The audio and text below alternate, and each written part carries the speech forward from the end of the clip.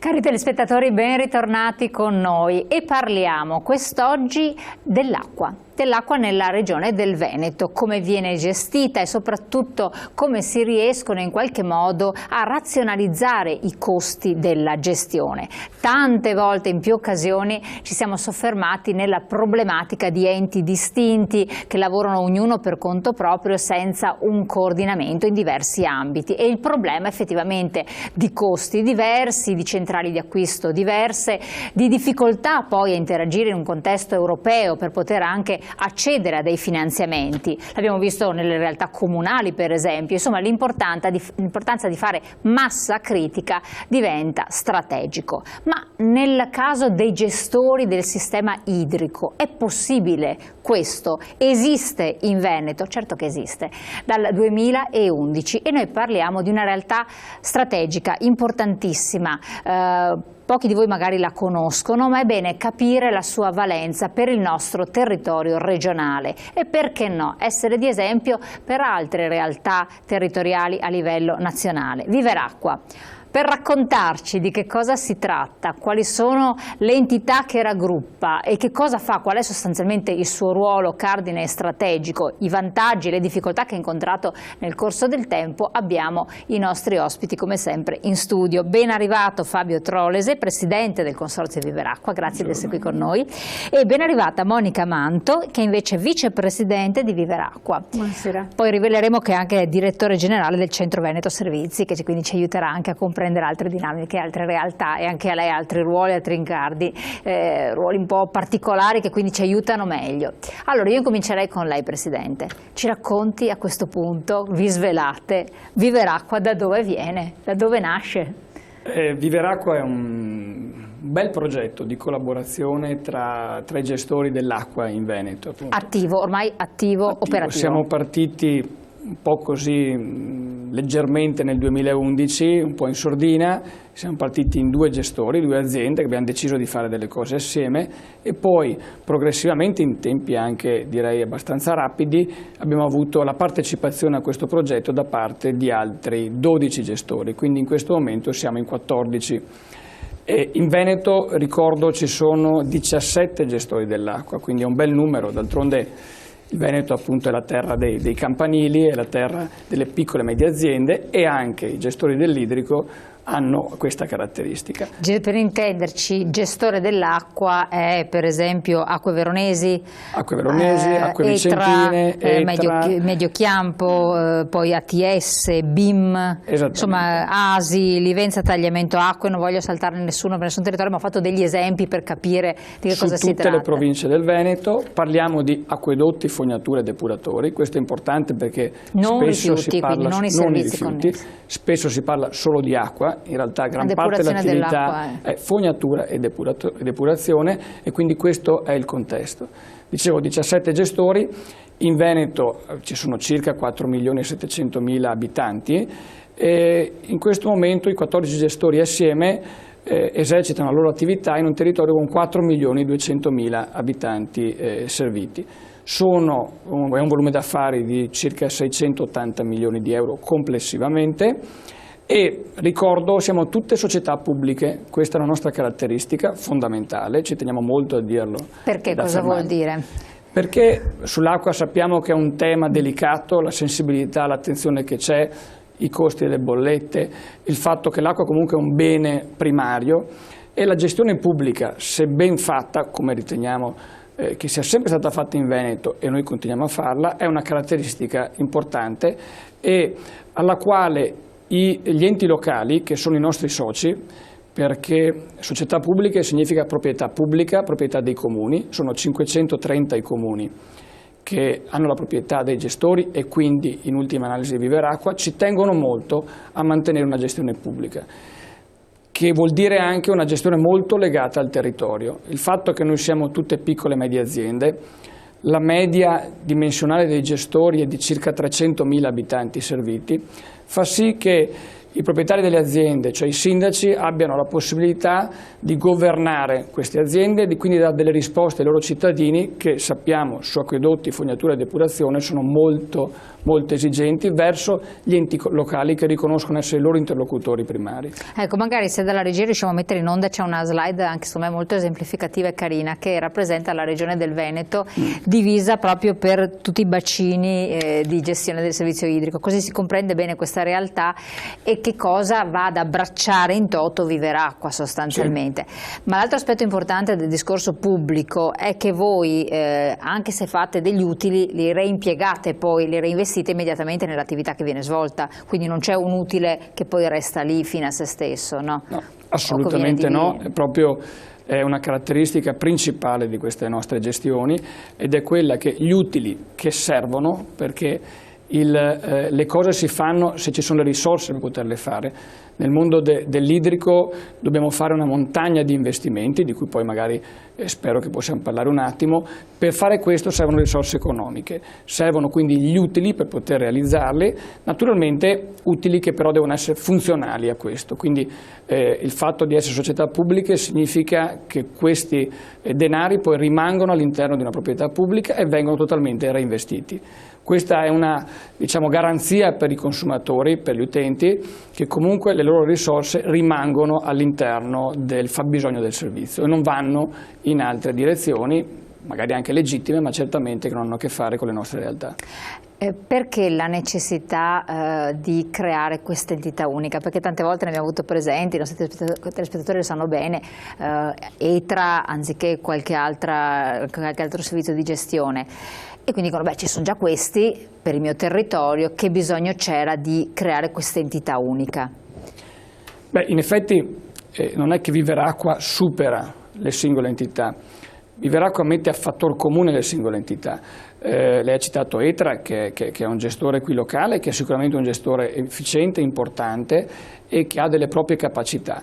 Se noi mettiamo assieme le capacità di ETRA assieme alle capacità di altri gestori, creiamo un qualcosa che è assolutamente più virtuoso. Ma più virtuoso in che senso? Nel senso che da un lato, come è noto, quando si fanno le cose assieme si fanno meglio perché ci si confronta, si portano a fattor comune le proprie storie, le proprie competenze. Dall'altro possiamo anche spendere di meno perché banalmente se io devo comprare un contatore, lo compro io, ne comperiamo in due perché siamo assieme, possiamo spuntare un prezzo inferiore. Quindi per noi è questo il fatto di portare delle economie. Quindi la famosa centrale unica d'acquisti? Questo è una delle cose che abbiamo già fatto, che stiamo facendo, cioè cercare di comprare assieme tutti quei servizi, quelle forniture che naturalmente non hanno una ripercussione locale e territoriale. Cioè il fatto di comprarle assieme non significa che condizioniamo l'operatività delle aziende, significa che mettiamo assieme quelle cose appunto che possono portare un beneficio senza andare a inficiare la qualità del servizio locale. L'altra leva della, diciamo, dimensione unitaria è quella che nel confronto delle istituzioni ma anche dei finanziatori in questo periodo storico conta il fatto di rappresentare e mettere assieme grandi dimensioni. Citavo prima il tema degli investimenti, fondamentale sull'idrico. Gli investimenti ormai da tanti anni vengono fatti esclusivamente con le bollette. Ciò significa che il sistema deve essere autonomo. Perché sia autonomo abbiamo bisogno anche di finanziatori il meno costosi possibile, per esempio la Banca Europea degli Investimenti, per esempio, o comunque le fonti europee, ai quali possiamo accedere solamente se rappresentiamo una dimensione adeguata, un territorio, un sistema. Quindi è il fatto di aver messo assieme le esigenze ha fatto sì che in Europa ci abbiano ascoltato e ci abbiano anche finanziato, come spero che poi magari... Infatti no, ma adesso ci arriviamo. Infatti la cosa importantissima, lei lo sa bene che vive il territorio tra l'altro, è essere competitivi ma soprattutto avere un peso in Europa, come diceva il Presidente. Così si riesce ad accedere a dei bandi, a qualche cosa che c'è di sostanzioso in Europa, che noi perdiamo metodicamente perché mi arrivano in tanti rendiconti di quel che si è perso, adesso poi vengono chiuse anche le liste e ci siamo fuori, no? Sì. Quindi... Ma il progetto proprio di Viveracqua ha consentito di accedere ai finanziamenti europei? Cosa che prima... non era nelle nostre possibilità, cioè noi come singoli gestori con le nostre dimensioni non saremmo stati un interlocutore per la Banca Europea degli Investimenti, che invece ha fortemente creduto nel mondo dell'idrico del Veneto, tanto che l'operazione che abbiamo fatto insieme, che poi si sviluppa in 2 operazioni, è diventata anche un progetto pilota, cioè la BEI ha detto questo è un progetto nuovo, con delle caratteristiche nuove a livello europeo e vorrei che fosse anche replicabile sia nel settore dell'idrico ed anche in altri settori. Quindi la sinergia tra gestori, il fatto di essersi messi insieme, di aver fatto un certo volume di investimenti da fare insieme, ha fatto sì di poter accedere a questo finanziamento bancario agevolato. Di che cosa stiamo parlando? E quindi... Sì, stiamo parlando di l'emissione, tecnicamente si chiamano mini bond, cioè sono delle obbligazioni che sono emesse con una procedura semplificata. Sono degli strumenti finanziari che consentono di avere un finanziamento ad un tasso molto agevolato e soprattutto di una durata in linea con le nostre infrastrutture, con le nostre reti. Le reti dell'idrico hanno una vita molto lunga e gli investimenti invece, i finanziamenti che venivano offerti dal mondo bancario, soprattutto nell'ultimo periodo, erano molto brevi. Finanziamenti a 5 anni, non erano allineati con i nostri investimenti. Invece lo strumento finanziario che abbiamo in qualche maniera inventato assieme a Veneto Sviluppo e assieme alla Banca Europea degli Investimenti si sviluppa su 20 anni ad un tasso molto agevolato, quindi le nostre società facenti parte di Viveracqua hanno emesso questi mini bond che sono stati acquistati soprattutto per il 95% dalla BEI, dalla Banca Europea degli Investimenti. Quindi ci ha creduto sostanzialmente? Ci ha creduto moltissimo, ci ha creduto così tanto che appunto l'ha ritenuto un progetto che potesse essere ampliato e che adesso partirà anche con altri gestori che fanno parte ora di Viveracqua rispetto ai primi 8 che sono state le prime 8 emittenti che quindi hanno beneficiato di questi finanziamenti. Sì. Ma ci sono anche progetti europei in essere oppure che usciranno che consentono proprio a fondo perduto di dare dei finanziamenti, perché so che bisogna sempre essere consorziati, no? Quando si parla anche di varie entità, l'idea anche della città metropolitana anziché del singolo capoluogo nasce anche dall'idea di poter accedere a questa progettualità europea che poi ha dei finanziamenti e tutto. Sì, diciamo che i finanziamenti europei vengono spesse volte veicolati attraverso la regione ed effettivamente parteciparvi insieme, aggregati, anche perché vengono spesse volte privilegiate le partnership tra soggetti pubblici, soggetti privati e Viveracqua comunque è un'organizzazione operativa che parte dal basso su cui ci confrontiamo su progetti e quindi è più facile effettivamente poter mettere insieme un progetto che sia finanziabile a livello europeo. Diciamo che l'interlocuzione privilegiata, cioè il rapporto privilegiato che abbiamo con la comunità europea ce l'abbiamo proprio con questa operazione di finanziamento, che loro ci hanno molto creduto e hanno creduto sulla concretezza del nostro progetto, perché nella prima tranche hanno finanziato 150 milioni di finanziamento, ma in qualche maniera ingaggiandoci a fare il doppio degli investimenti sul territorio in un arco temporale molto contenuto. Ma come avete potuto realizzarlo? Cioè, è dura? Sì, è dura, però diciamo che le società dell'idrico del Veneto sono delle società sane, che hanno una buona pianificazione dei loro investimenti e siamo risultati anche credibili da un punto di vista economico e finanziario. Ci siamo dotati di un rating, perché questa deve essere un'operazione sicura, è tra l'altro un'operazione solidale tra i gestori, cioè i gestori partecipano a questo progetto facendo insieme il monte degli investimenti previsti dall'operazione e con una solidarietà anche sul debito. Quindi ecco perché la piattaforma di efficienza che c'è alla base è importante, perché è su quel mattone che abbiamo potuto costruire anche il percorso del finanziamento. Era un momento, sa bene, di crisi finanziaria in cui le banche hanno erogato con difficoltà e quindi lo slancio che ha dato BEI agli investimenti è stato decisivo, perché abbiamo lanciato sul territorio 300 milioni di investimenti, se ne uniranno adesso altri 300 sempre nella scadenza del 2018, quindi una forte accelerazione negli investimenti in un settore che ne ha tantissimo bisogno. Che si traduce a livello pratico in che cosa? Per esempio per commesse per lavori, assunzioni, diciamo facciamo degli esempi concreti perché si possa capire cosa vuol dire questo. Vuol dire che in termini concreti soltanto per la prima tranche del finanziamento dei mini bond si apriranno 728 cantieri nel territorio delle prime province che hanno partecipato alla prima emissione.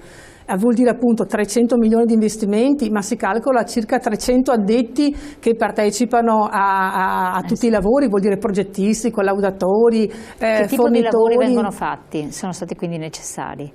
Sì, sono lavori in tutti i 3 settori di cui dicevamo prima, quindi settore idrico, quindi estensione di reti oppure sostituzione di reti ammalorate. Il famoso mantenimento che è sì. E poi anche investimenti nel settore della depurazione, quindi con forti benefici ambientali sul territorio, quindi e depurazione, quindi estensione di reti fognarie per raggiungere delle percentuali di trattamento superiori negli agglomerati. Qui stiamo vedendo dei cantieri sostanzialmente, cantieri in essere che ci fanno capire la portata e anche le dimensioni dei lavori che vengono svolti nel territorio. Sì. E sono interessanti queste foto perché effettivamente, come diceva l'ingegnere Trolese, quando parliamo di servizio idrico pensiamo soltanto all'acqua che esce dal rubinetto e invece in queste immagini si vedono vasche di depurazione, si vedono impianti di trattamento che sono mastodontici, sono opere importanti e molto costose ovviamente, che devono essere finanziate.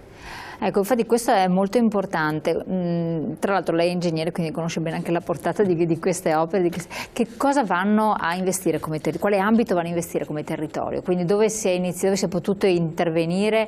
È a macchia di leopardo oppure c'è una progettualità che procede in un certo modo? Beh, la progettualità è quella base delle pianificazioni degli investimenti sugli acquedotti, le fognature e i depuratori, ovvero una progettualità diffusa. Su tutto il Veneto sono previsti grossi investimenti su dove ci sono i settori. Consorziati, perché c'è sempre qualcuno. Le pianificazioni ci sono dappertutto, poi la possibilità di farlo in questo caso è stato anche grazie al Consorzio Viveracqua. Magari alcuni gestori avrebbero comunque fatto questi investimenti a condizioni economiche più svantaggiose e di conseguenza con costi maggiori. Con il Consorzio siamo riusciti a ottimizzare questa cosa.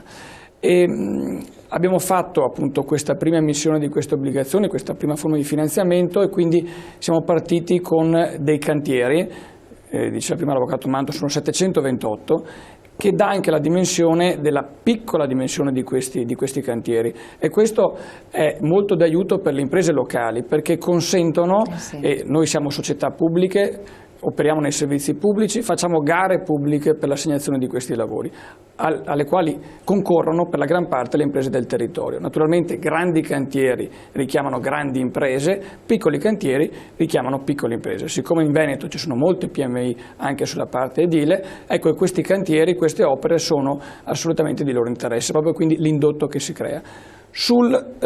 Diciamo tutto il Veneto, perché la prima operazione di finanziamento ha consentito di far partire i cantieri nelle province di Padova, di Venezia, di Vicenza, di Belluno. Con la seconda operazione, quella che abbiamo organizzato in quest'ultimo periodo, partiranno i cantieri anche nelle province di Verona, di Belluno di Nuovo, di Rovigo, di Treviso. Quindi possiamo dire che in tutto il Veneto ci sono cantieri legati a questo tipo di investimenti che sono appunto acquedotti, fognature e depuratori, il cui beneficio poi per la gran parte nel caso delle fognature e depuratori è legato anche ai benefici collettivi, cioè all'ambiente, quindi ai corsi d'acqua, al mare, al luogo in cui viviamo. Questo è l'obiettivo finale di questi investimenti. E infatti dopo torniamo sul discorso anche dei depuratori che interessano molto le persone, oltre che il sistema naturalmente fognario. Quello idrico è comprensibile, anche di facile comprensione, bisogna mantenere la rete idrica e noi siamo ancora fortunati rispetto a una media nazionale. Ne parliamo ancora subito dopo la pubblicità, tra poco.